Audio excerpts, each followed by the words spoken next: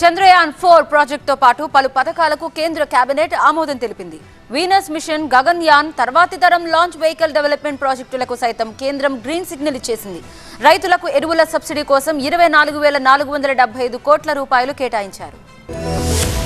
ప్రధాని మోదీ అధ్యక్షతన జరిగిన కేంద్ర కేబినెట్ సమావేశంలో పలు కీలక నిర్ణయాలు తీసుకున్నారు. జమిలీ ఎన్నికలకు కోవింద్ నివేదికతో పాటు చంద్రయాన్ 4 మిషన్ కు కేంద్ర కేబినెట్ ఆమోదం తెలిపింది. చంద్రుడిపై దిగి తిరిగి సురక్షితంగా భూమికి చేరుకోవడం అనే లక్ష్యంతో ఈ మిషన్ పనిచేస్తుంది. 2040 నాటికి భారతీయుడు చంద్రుడిపై దిగాలన్నది చంద్రయాన్ మిషన్ 4 లక్ష్యం. 2035 నాటికి అంతరిక్షంలో ఇండియన్ స్పేస్ సెంటర్ రూపొందించాలని ప్రభుత్వం భావిస్తోంది. చంద్రయాన్ 4 మిషన్ తో భారత అంతరిక్ష పరిశోధనలు మరో రేంజ్ కు వెళ్తాయన్నారు ప్రధాని మోదీ. రైతులకు మేలు చేసేందుకు కేబినెట్ సమావేశంలో పలు నిర్ణయాలు తీసుకున్నారు.